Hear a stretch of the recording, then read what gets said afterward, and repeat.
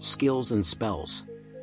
In order for an awakened spellcaster to activate a spell, one must take the step to cast it. However, spells take time to cast, and one cannot move while casting a spell. This drawback creates a window of opportunity for enemies to attack. Therefore, it is crucial for spellcasters to have support from tankers. In Dohyuk's case, a spell activates as soon as he says the incantation. His spells are just as powerful as spells that are activated from casting, if not stronger. His spell activation is his unique talent. People in the audience recognize the volunteer tanker as she walks up to the stage. Apparently, she is so talented, she can basically name any price if someone wants to hire her for a trip to a dungeon. Her name is Somi, and she is a tanker for the Blue Star Guild. She greets Dohyuk and the two begin having a quick chat. He asks her if she is sure she'll be okay. She tells him he does not have to worry about her, and she asks him if he does not prefer to demonstrate his skills using her over the scarecrow. She lets him know that she wants to feel the power of his spells with her own body. She turns to the audience and introduces herself as Somi of the Blue Star Guild. She informs them that for this demonstration, she will only disclose her defense stats to everyone, and tells them to use her stats as a reference to judge the demonstration. Lizzie tells Chunha, Somi will be able to get an accurate picture of Dohyuk's skills. She says a person's defense level cannot be raised using stat points. The person can only rely on the power of artifacts or skills. Somi's physical defense level is 101 and her magic defense is 155. If her defense level is this high in her current state, then it will increase even higher when she is in a battle. Lizzie grins as she begins to look forward to how this demonstration will play out. Dohyuk is thinking about his battle against the three brothers and about how they were weak and sloppy. He sees this as a good opportunity for him to test his powers on a full-fledged tanker. He plans to use his powers to their fullest potential. Somi activates her defenses and tells Dohyuk she is ready. The event moderator informs the audience, for their safety, they will activate a defense barrier around the stage. As soon as the barrier comes up, Dohyuk begins to activate magic missile and fires at Somi. As her barrier holds up to the attack, she notices that each of these blows are fully powered, and that Dohyuk was able to fire 5 at the same time. He then hits her with burning hands. The audience becomes amazed, and they are shocked to see that much power was unleashed by a spell instantly, without any casting period. Somi's defense shield begins to crack and then shatters completely. Dohyuk is thinking about how Somi is a top-tier D-rank awakened, and Dohyuk still managed to break down her outer shield. Somi tells Dohyuk that she believes he has more to show them and lets him know that she is still good. She says it feels like they haven't even started yet and wants him to show them more. Dohyuk thinks of how Somi always rejects partnering up with spellcasters because they are not good enough. However, Dohyuk sees that Somi is definitely enjoying this demonstration. She thinks they will have an 18 once they recruit him. Dohyuk tells Somi he will continue and he will show her his full power, as he begins to activate the 2 previous spells in tandem. With enthusiasm, he unleashes Burning Hands and immediately follows up with multiple activations of Magic Missile. Somi's expression changes and she quickly becomes alert, as she sees a blazing whirlwind of fire and a barrage of missiles coming towards her. The stage becomes enveloped in a huge explosion, and the defense barrier shielding the audience begins to break down. Everyone inside the building is completely shocked. They are astonished by the magnitude of the power that was just unleashed. Somi, looking battered, struggles to stand, as the smoke from the explosion clears. Dohyuk, feeling a little guilty, apologizes to her and says he didn't mean to go that far.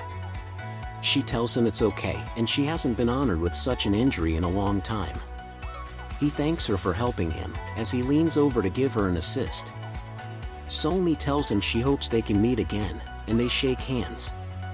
The event moderator informs the audience that they are concluding the demonstration due to a problem with the stage shield.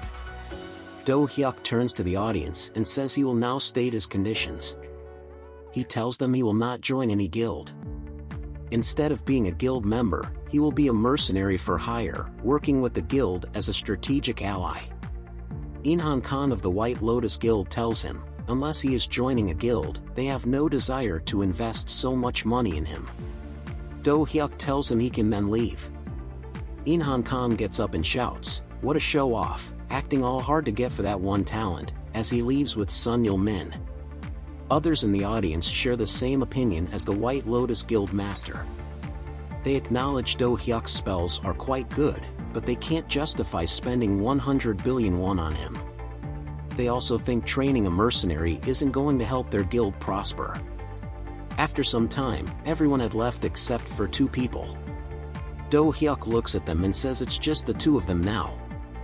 The parties that stayed are Lizzie of the Plum Blossom Guild and Dewey of the Blue Star Guild.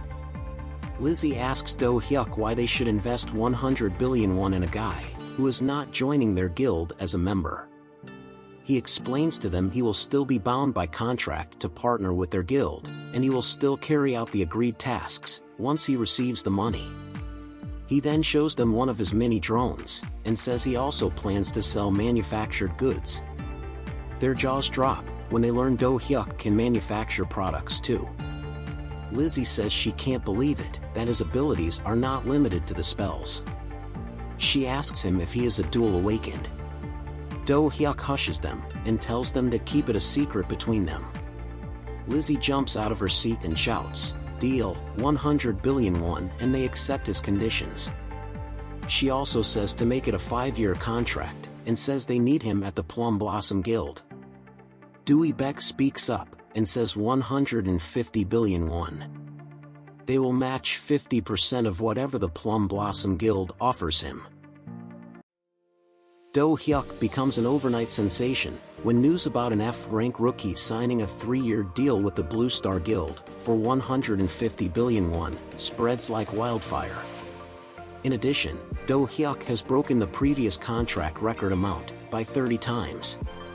Dohyuk is walking outside, thinking that it's been only 1 day and the news about him is spreading fast. He is looking at his phone, thinking about how his parents just learned about his involvement with the guild.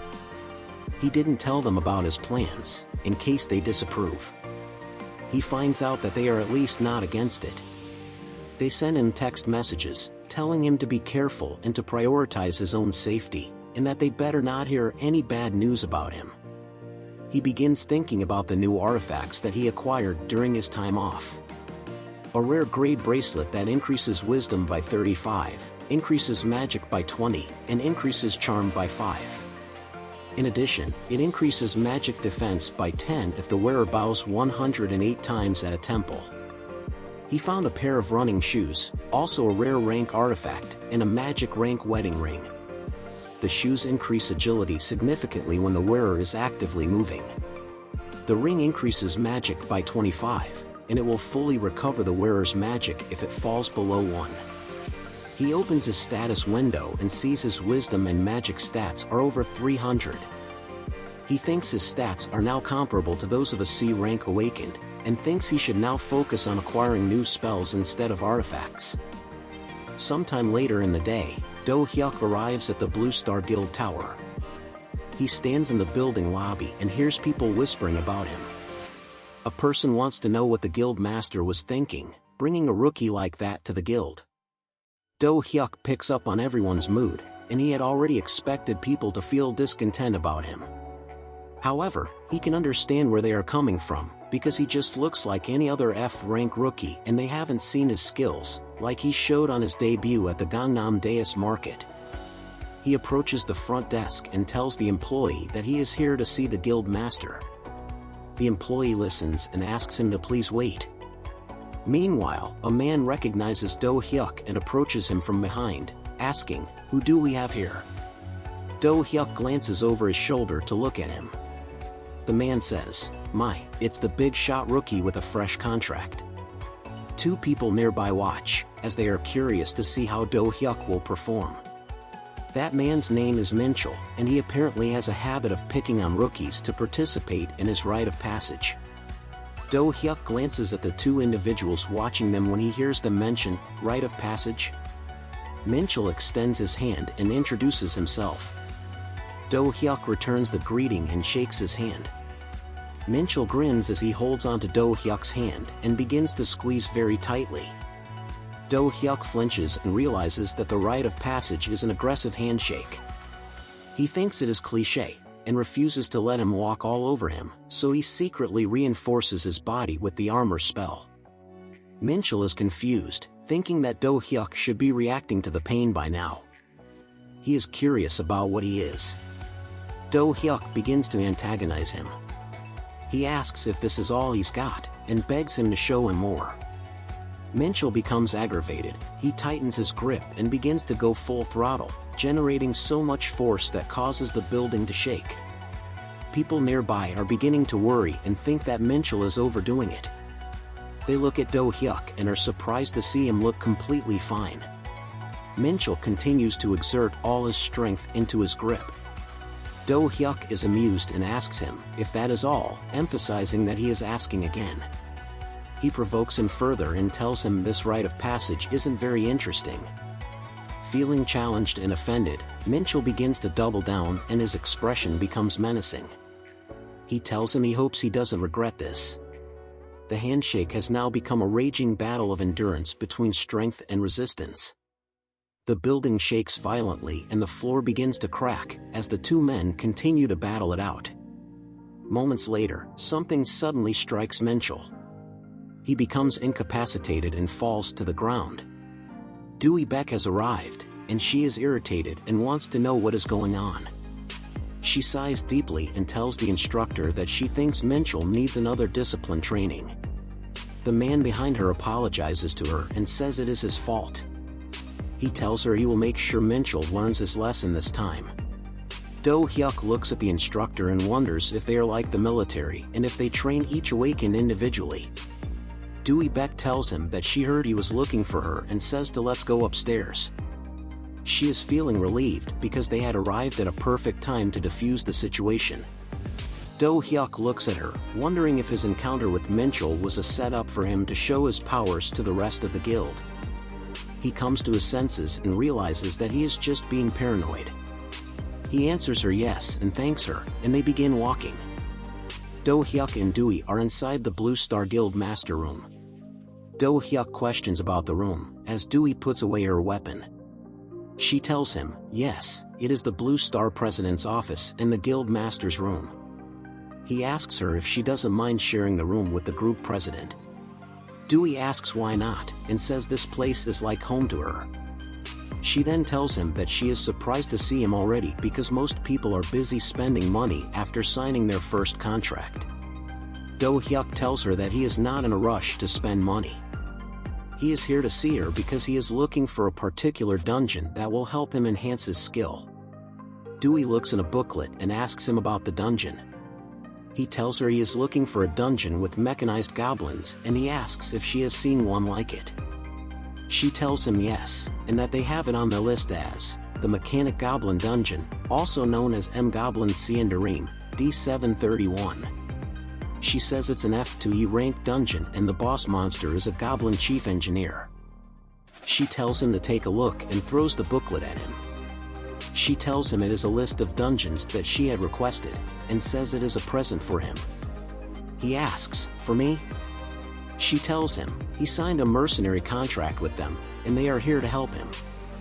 Their guild will benefit if he becomes stronger. He begins reading about the dungeon and finds the information useful, because he is interested in the Golem blueprint. He thinks this dungeon is pretty similar to DNF and he is sure he will find the Golem blueprint in there. His train of thought is interrupted when he hears Dewey call out his name. She tells him this dungeon is managed by their guild, and that they have one requirement from him, to enter the dungeon. She extends her hand, and asks, may I accompany you?